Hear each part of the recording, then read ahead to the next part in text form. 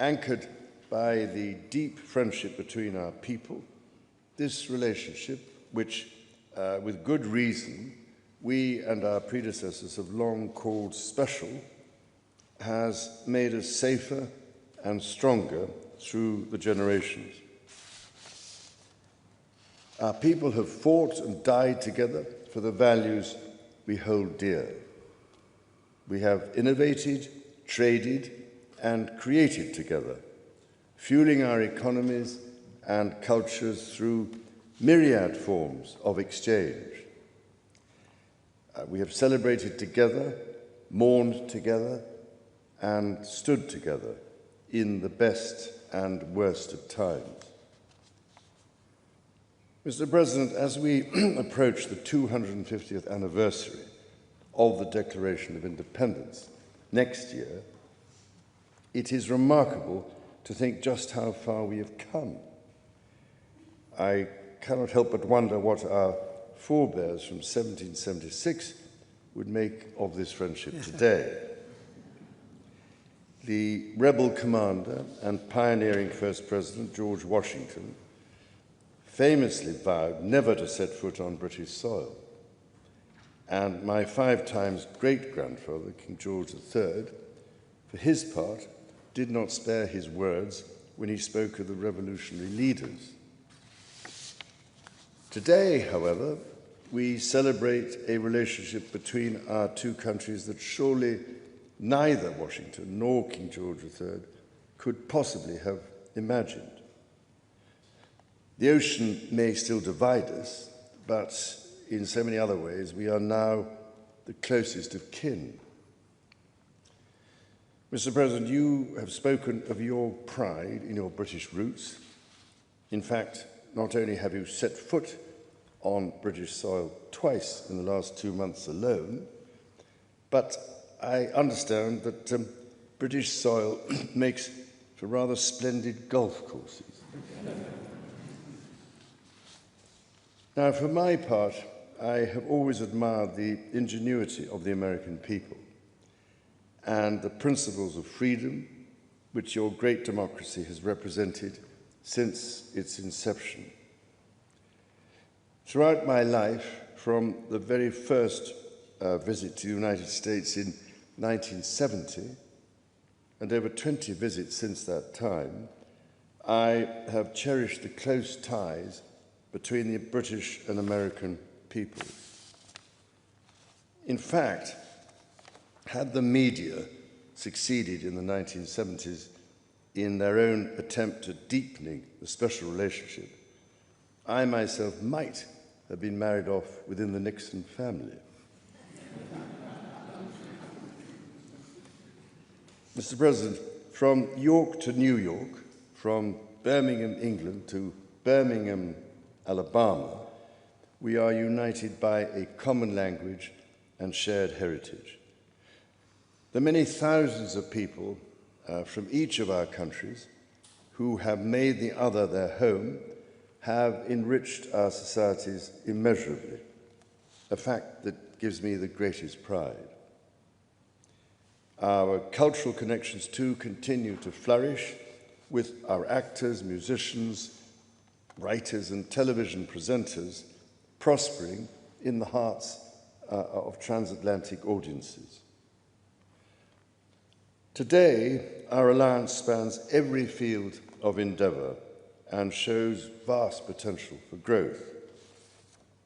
The United Kingdom was your partner in the first trade deal of your administration, Mr. President, bringing jobs and growth to both our countries.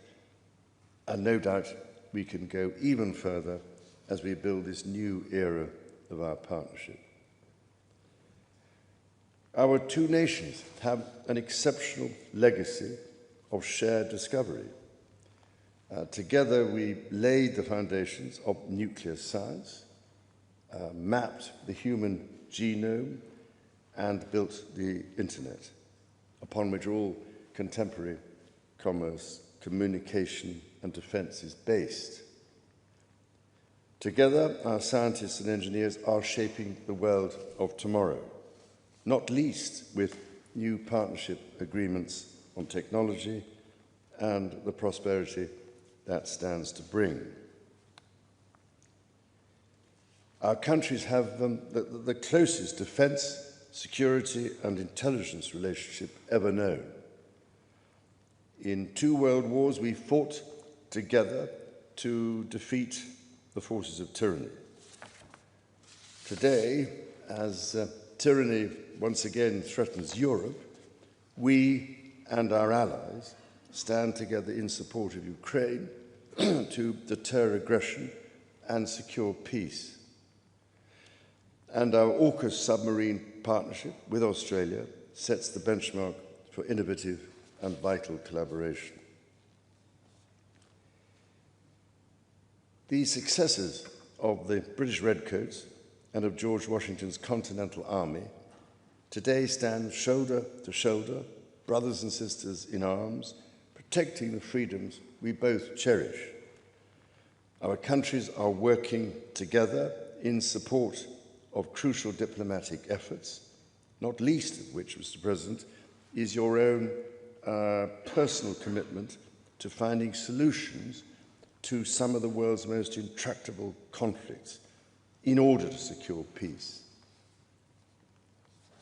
In striving for a better world, we also have a precious opportunity to safeguard and to restore the wonders and beauty of nature for the generations who follow us. We share the ambition and determination to preserve our majestic lands and waters, above all, to ensure that we have clean water, clean air, and clean food. Our legacy for the next 250 years and beyond is to ensure that our children, grandchildren, and those who come after them can experience the awe and magnificence of the natural treasures found in the countryside, on the coasts, in the seas, and in the national parks established by your predecessors and mine. Mr. President, Mrs. Trump, the bond between our two nations is indeed a remarkable one. Forged in the fire of conflict, it has been fortified through our shared endeavours and burnished by the deep affection between our people. Tested time and again, it has borne the weight of our common purpose and raised our ambition for a better world. So, in renewing our bond tonight, we do so with unshakable trust in our friendship and in our shared commitment to independence and liberty. Therefore, as we celebrate this unparalleled partnership, allow me to propose a toast to President Trump and the First Lady, and to the health, prosperity, and happiness of the people of the United States of America.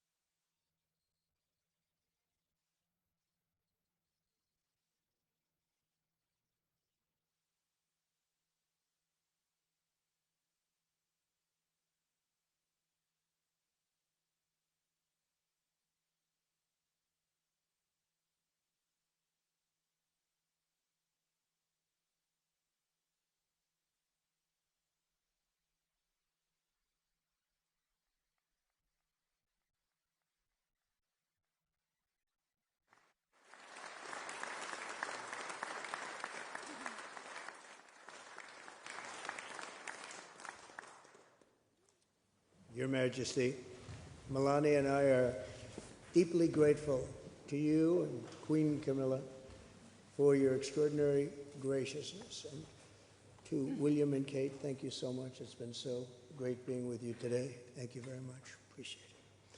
It's a singular privilege to be the first American president welcomed here.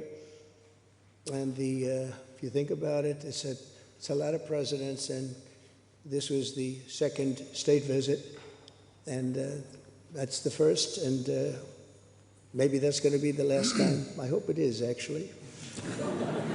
But this is truly one of the highest honors of my life. Such respect for you and such respect for your country. For many decades, His Majesty the King has epitomized the fortitude, nobility, and the spirit of the British monarchy and the British people. He's dedicated himself to preserving the glory and unique character of this kingdom, restoring life to the rivers and streams, supporting the works of its artists and composers, planting trees and gardens in its countryside. And I just visited one of the most beautiful I've ever seen that you just completed, and protecting the architectural integrity of cities, villages, and towns. He has uplifted the poor, cared for rural farmers, and tended to wounded veterans like nobody else. I'll tell you that I just stood in line and shook about 150 hands, and the King knew every single person and every single company, and some of them had bad names like XYZ-Q3, and he knew every one of them, or at least I think he did, because nobody was complaining. I was very impressed with that. But I just want to say that His Majesty has also raised a remarkable son in His Royal Highness, Prince of Wales. Really amazing. We've gotten to know you, and I think you're going to have an unbelievable success in the future. Melania and I are delighted to visit again with Prince William and to see Her Royal Highness, Princess Catherine, so radiant and so healthy, so beautiful. It's really a great honor. Thank you. Many years ago, His Majesty opened his archives to a biographer. Among the documents was a letter from 1993 in which he described the patriotism and guided his many projects. He wrote that he was, quote, entirely motivated by a desperate desire to put the great back into Great Britain. In the finest tradition of British sovereigns, he has given his whole heart, everything he's got, to those parts of Britain that are beyond the realm of mere legislation. It's not easy, but which define its essence and its virtue, its harmony, and its soul. It's an amazing calling, and there's nobody that's answered that calling like you have. A fifth of all of humanity speaks, writes, thinks, and prays in the language born on these isles and perfected in the pages of Shakespeare and Dickens and Tolkien, Lewis, Orwell, and Kipling. Incredible people, unbelievable people like we have rarely seen before, probably won't see again. The lion-hearted people of this kingdom defeated Napoleon, unleashed the Industrial Revolution, destroyed slavery, and defended civilization in the darkest days of fascism and communism. The British gave the world the Magna Carta, the modern parliament, and Francis Bacon's scientific method. They gave us the works of Locke, Hobbes, Smith, and Burke, Newton, and Blackstone. The legal, intellectual, cultural, and political traditions of this kingdom have been among the highest achievements of mankind. There's really never been anything like it.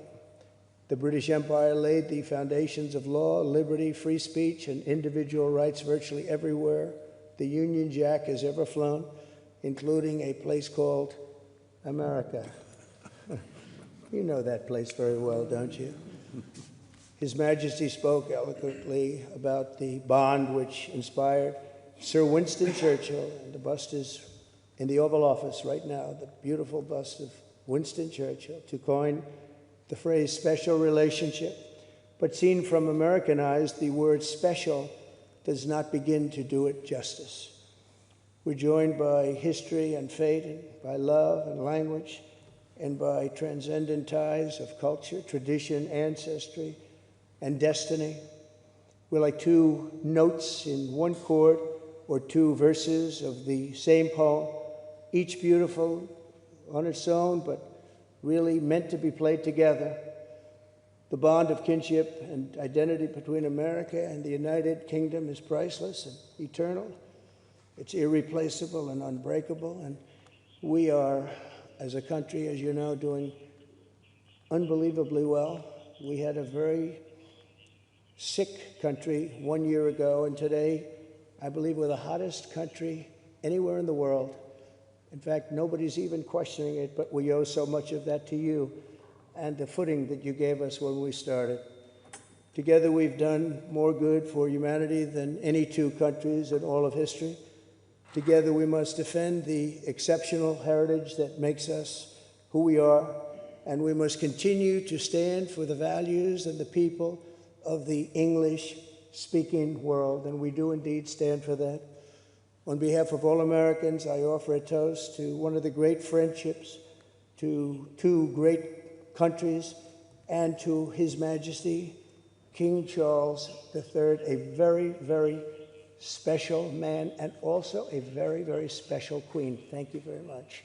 Thank you. Thank you very much. It's a great honor to be with you.